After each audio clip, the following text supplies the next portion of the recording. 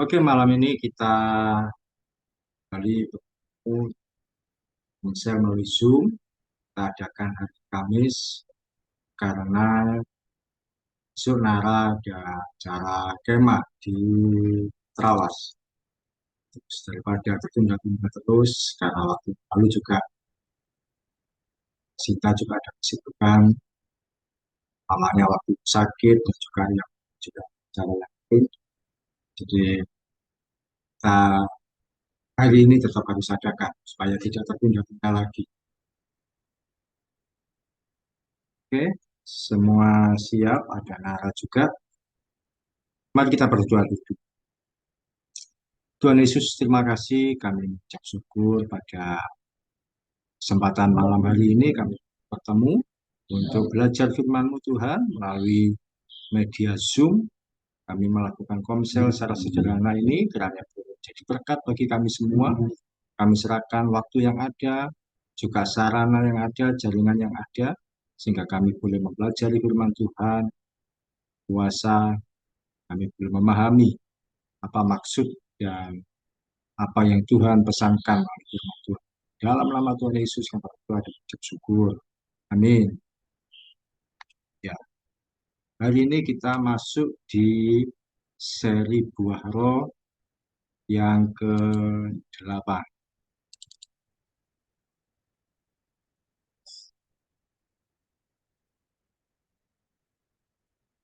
Ya, seri Buah Roh yang ke-8 yaitu mengenai kelemah lembutan. Saya bacakan dari Galatia 5 ayat 23. Tuhan berkata, kelemah lembutan, penguasaan diri. Tidak ada hukum yang tentang hal-hal itu.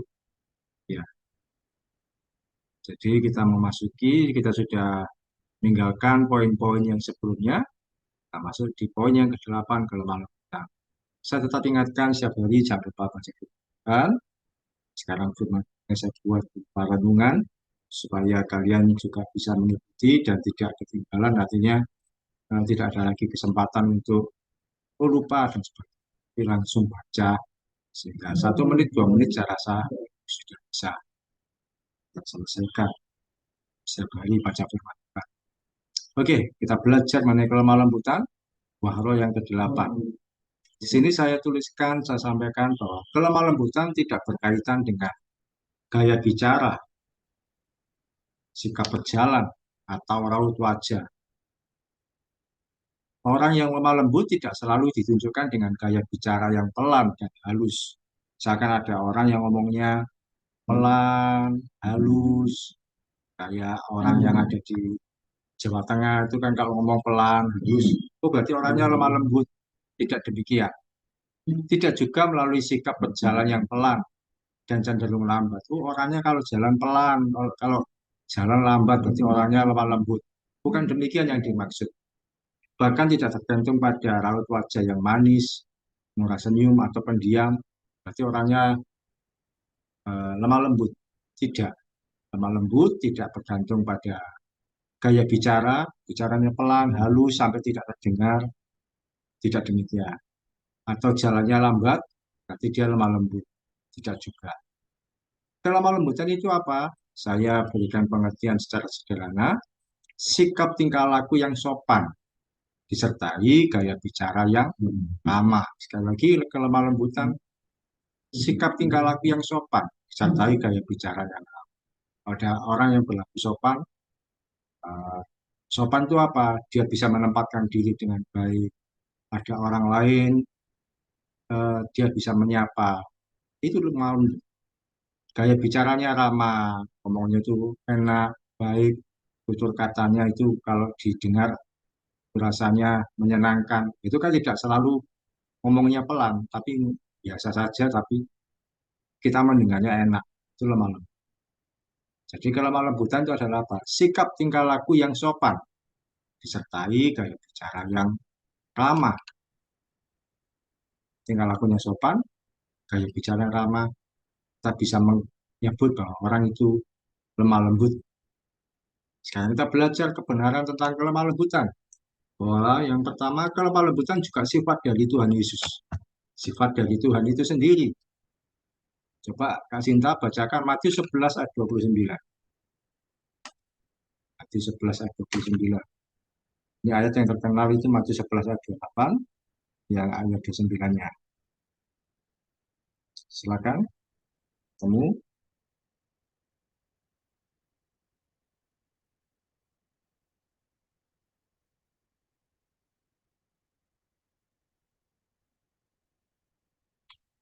Matius 11 ayat 29. Ya, Pikulah yang kupasang dan belajarlah padaku, karena aku lemah lembut dan rendah hati, dan jiwamu akan mendapat ketenangan. Amin. ya. Di ayat sebelumnya Tuhan Yesus itu berkata, marilah kepadaku yang letih lesu dan berat. Aku memberi kelegaan kepadamu. Pikul aku yang kupasang dan belajarlah padaku. Terus dilanjutkan, karena aku ini lemah lembut dan rendah hati. Tuhan Yesus menyampaikan bahwa siapapun yang letih lesu dan berbeban berat, supaya datang kepada dia. Dia mengajak setiap orang untuk datang dan belajar kepada Tuhan Yesus. Mengapa? Sebab dia lemah lembut dan rendah hati. Lemah lembut itu biasanya kandungannya dengan Tuhan Yesus merupakan pribadi yang lemah lembut. Hal ini bisa dibuktikan dengan banyak anak kecil yang mau datang pada Tuhan Yesus. Dan kita pernah baca satu bagian firman Tuhan bahwa anak-anak kecil datang kepada Tuhan Yesus. Anak kecil dipeluk sama Tuhan, digendong, ada yang duduk di sebelahnya, ada yang duduk eh, di kakinya Tuhan, dan sebagainya. Oh, digambarkan bahwa anak-anak kecil mendekat pada Tuhan Yesus. Kalau orang tingkah lakunya tidak sopan, Tuhan Yesus misalkan tidak sopan, gaya bicaranya tidak ramah, kasar, tentu anak-anak kecil tidak mau mendekat. Tapi kalau orang tingkah laku baik, sopan, gaya bicaranya itu ramah, tentu anak-anak kecil mau mendekat. Ini contoh sederhana bahwa Tuhan Yesus merupakan pribadi yang lemah lembut. Anak-anak kecil saja mau datang kepada dia. Kalau eh, Kak Sinta sering mengajar sekolah minggu, anak-anak kecil mendengarkan dengan baik, tidak lari, tidak pulang ketika Kak Sinta mengajar. Berarti Kak Sinta termasuk yang lembut. Karena apa? Kecil mau mendengarkan. Tidak hanya anak-anak kecil, dalam banyak tempat Tuhan Yesus mengajak dengan dikelilingi banyak orang dewasa. Ketika dia mengajar tentu dengan gaya bicara yang menarik, yang enak didengar, banyak perumpamaan, dan membuat orang nyaman untuk memperhatikan.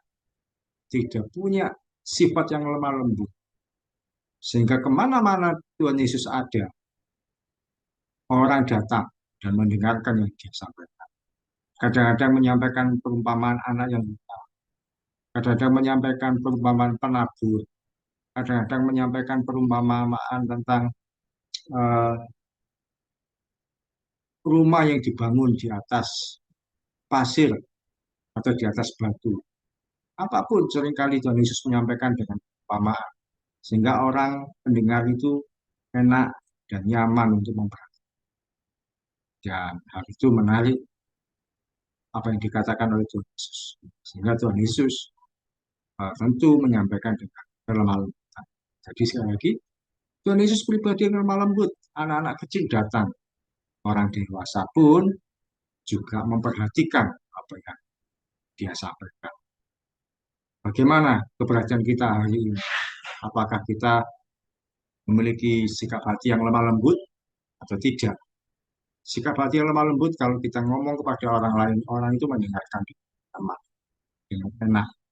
Beda kalau kita ngomongnya sepotong-sepotong atau ngomongnya kasar. Orang nggak akan mau mendengarkan apa yang kita sampaikan. Jadi, kita belajar seperti Tuhan Yesus. Tuhan Yesus sudah menjadi contoh yang baik dari pribadi yang penuh dengan kelemah lembutan. Membuat orang lain suka untuk mendekat, mendengar, dan memperhatikan. Pelajaran yang kedua tentang lemah lembut, yaitu lemah lembut meredakan emosi. Nara dibaca Amsal 15 ayat 1. Amsal 15 ayat 1.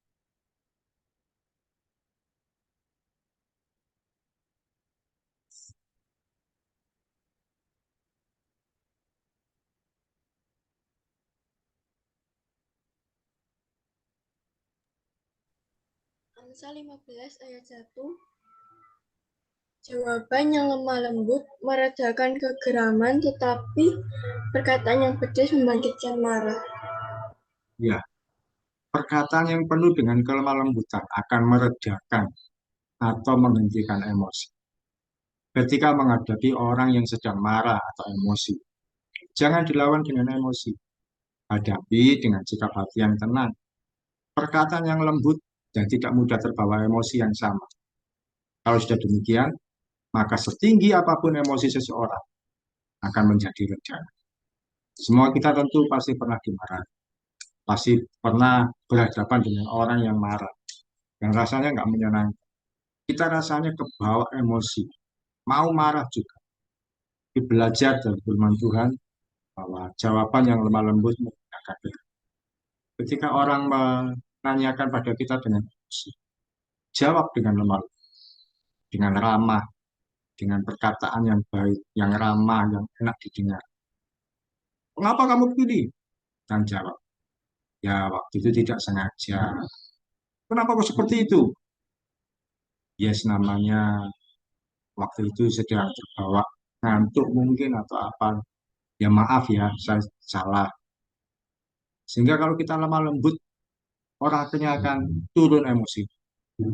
Orang ini dimarahi, dibentak, dikasari, kok tetap jawabnya bisa enak, kok tetap jawabnya bisa dengan tenang, bisa jawab dengan lemah lembut. Akhirnya orang jadi turun sendiri emosi. Jangan emosi dilawan dengan emosi. Tidak baik. Kita pernah belajar mengenai kesabaran, bahwa orang yang sabar itu tidak mudah panas. Seperti air yang mendidih tapi lama mendidih. Coba kalau ada orang yang marah-marah, kita balas dengan marah-marah pula. Apakah akan menyelesaikan masalah? Ternyata makin memperparah situasi. Api jangan dilawan dengan api. Api harus dilawan dengan air. Kita belajar jadi air. Mari kita sebagai anak Tuhan, belajar untuk menjadi pribadi yang meredakan emosi dan tidak cepat panas hati. Kadang orang sudah salah sangka dulu, berburuk pikiran pada kita. Ya kita jawab dengan baik.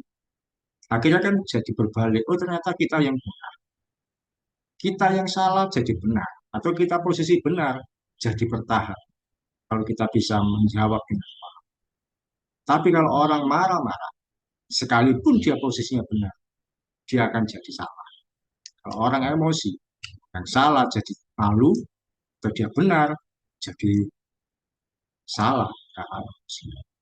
Jadi jawaban yang lemah lembut meredakan pertengkaran, lemah lembut meredakan emosi. Belajar untuk kita menjawab dengan baik. Memang tidak mudah, tapi kita belajar. Yang ketiga, kebenaran tentang kelemah lembutan. Teguran yang lemah lembut menyadarkan kesalahan orang lain. Sinta baca Galatia 6 ayat 1.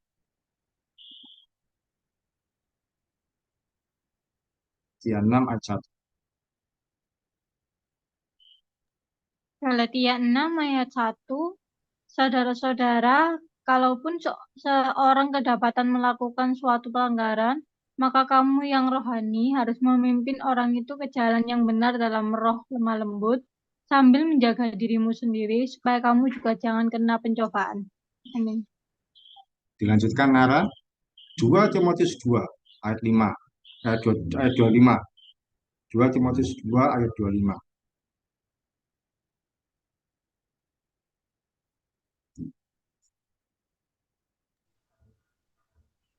2 Timotius 2 ayat 25. 2 Timotius 2 ayat 25. Dan dengan lemah lembut dapat menuntun orang yang suka melawan. Sebab mungkin Tuhan memberikan kesempatan kepada mereka untuk bertobat dan memimpin mereka sehingga mereka mengenal kebenaran. Iya, teguran yang lemah lembut menyadarkan kesalahan orang lain. Apa maksudnya? Kalau satu kali kita mendapati seseorang berbuat kesalahan, kita wajib untuk menegurnya. Kita bisa untuk menegurnya. Misalnya saja ada seseorang memaki-maki atau menghina temannya. eh, atau disebut dengan membuli, kita wajib untuk menegur orang itu. Namun teguran yang harus kita berikan dengan cara lemah lembut supaya dia menyadari kesalahannya. Jika ada seorang yang berbuat salah, kita tegur dengan lemah lembut supaya dia menyadari kesalahan. Misalkan ada seseorang yang kesalahan yang lain, misalkan terlambat, nah kita menegur, jangan terlambat supaya bisa mengikuti pelajaran dengan baik, atau supaya bisa bekerja dengan tenang. Kita menegur dengan cara lemah, supaya orang itu bisa berubah dari kelakuan. Tapi kalau kita menegur dengan kemarahan, orang tidak akan terima. Di firman Tuhan sudah mengajarkan bahwa kalau menegur orang lain dengan lemah lembut, sambil kita menjaga diri kita sendiri. Jika kita menegur dengan lemah lembut, siapa tahu orang itu akan berubah dari kesalahan. Kita sebagai pengikut Kristus harus menunjukkan jati diri kita yang baik, yang indah, dan yang ramah di hadapan orang lain. Ketika kita menegur seseorang dengan lemah lembut, bisa jadi orang itu akan bertobat dan menyadari kesalahan yang dilakukan. Ketika kita melakukannya, maka mereka pun akan mengenal kebenaran firman Tuhan melalui hidup kita. Orang akan melihat, orang akan mengerti, oh bahwa orang ini adalah orang Kristen, karena menegur saya dengan lemah lembut. Orang ini adalah orang yang baik, karena menegur saya dengan lemah lembut. Coba kalau negurnya dengan marah-marah, kita nggak akan enak. Atau parkir kendaraan, terus ditegur, jangan nggak boleh parkir di situ. Kita akan emosi. Tapi coba kita menegur dengan baik. Jangan parkir di situ, coba diatur yang baik. Kita akan membuat orang lain itu jadi baik. Oke, ini kebenaran yang keempat bahwa lemah lembut merupakan sikap dan perilaku. Terakhir, minta tolong Kak Sinta, Titus 3 ayat 2.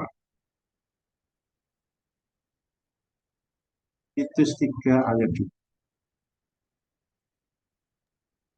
Titus 3 ayat 2, janganlah mereka memfitnah, janganlah mereka bertengkar, hendaklah mereka selalu ramah dan bersikap lemah lembut terhadap semua orang. Ya, lemah lembut merupakan sikap dan perilaku. Sekali lagi bahwa lemah lembut bukanlah gaya bicara yang volumenya pelan sampai nyaris tidak terdengar. Misalkan Nara ngomong ke Kak Sinta, eh, selamat pagi, saya mau ikut sekolah minggu. Tidak demikian, tidak dengan bicara yang pelan, tidak bergantung pada volume, bukan juga jalannya dibuat lambat.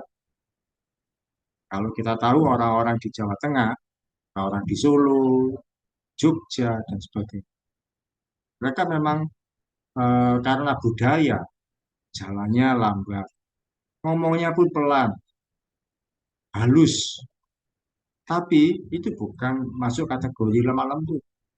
Lemah lembut menunjukkan sikap kita yang manis, sopan, dan ramah. Tidak ada gunanya ngomongnya pelan, tapi ternyata hatinya itu menyimpan kebencian. Atau jalannya dibuat lambat, tapi ternyata perilakunya jelek.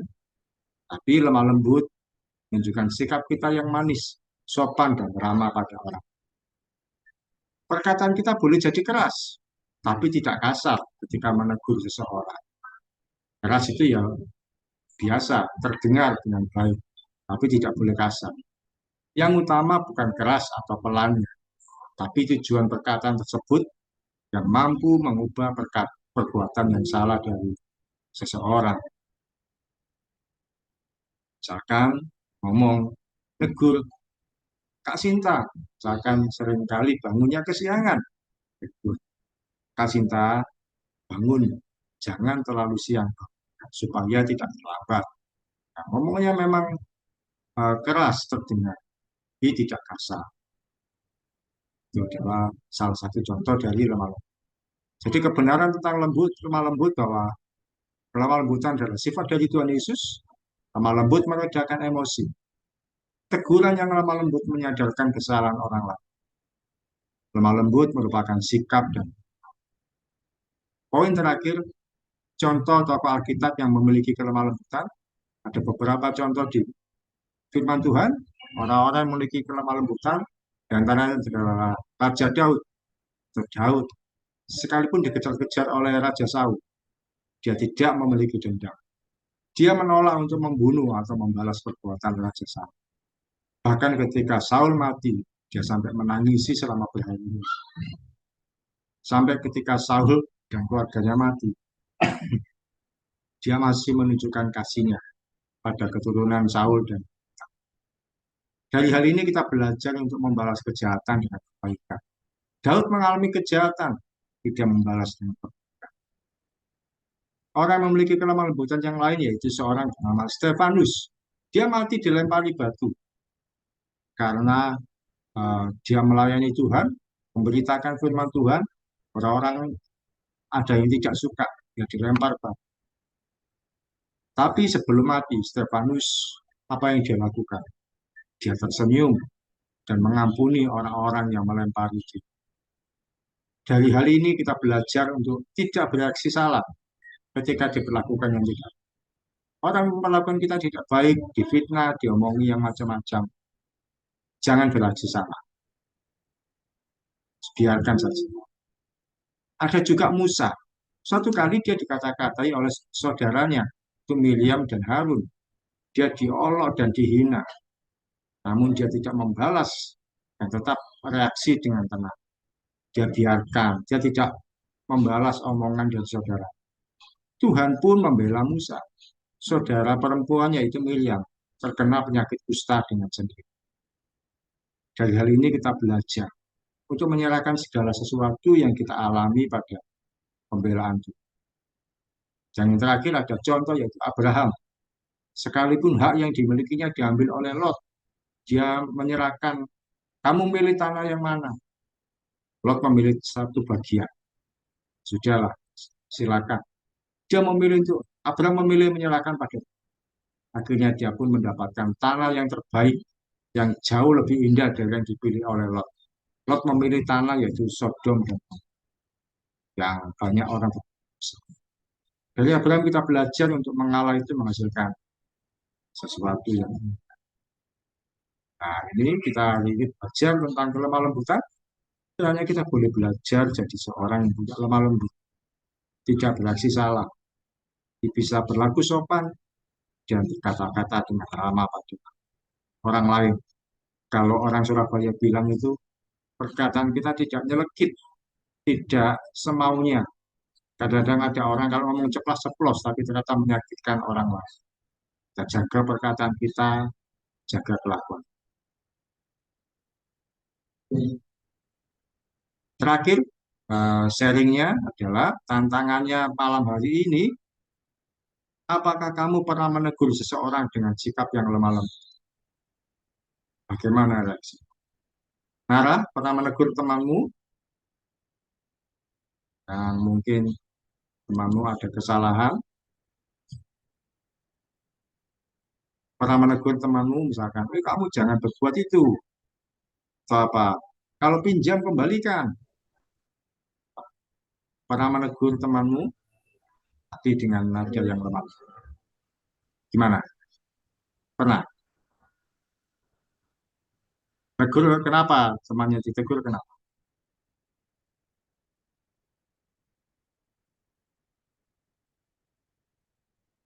Apa pinjam barang gak dikembalikan? Atau suka ngolokin temanmu yang lain? Pernah enggak?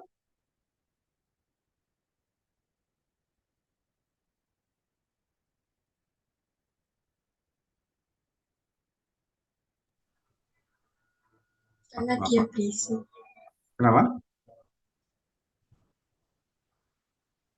Karena dia berisik. Berisik. Gimana negurmu? Negurmu gimana? Hai, kamu negurnya gimana?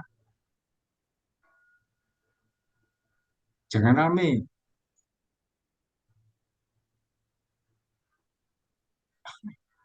Iya, mungkin temannya berisik terus menegur.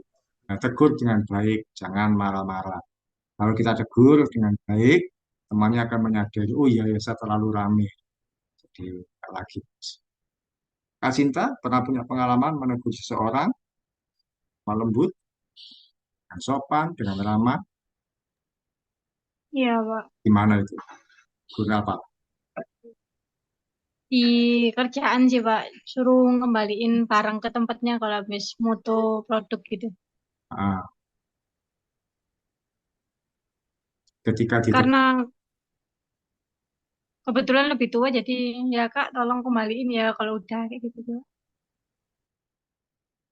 ya, seperti itu. Jadi, menegur dengan ramah. Akhirnya orang akan menyadari, oh iya, saya kalau menggunakan selama ini nggak pernah saya kembalikan. Dengan ditegur itu dia menyadari, oke, saya kan. Coba kalau negurnya dengan emosi, ya, orang akan double jengkel. Mungkin dikembalikan, bisa juga dia akan membuat perhitungan, oh, akan saya balas. Oke, terima kasih malam ini kita akhiri. Nara bisa tutup dalam doa, silakan.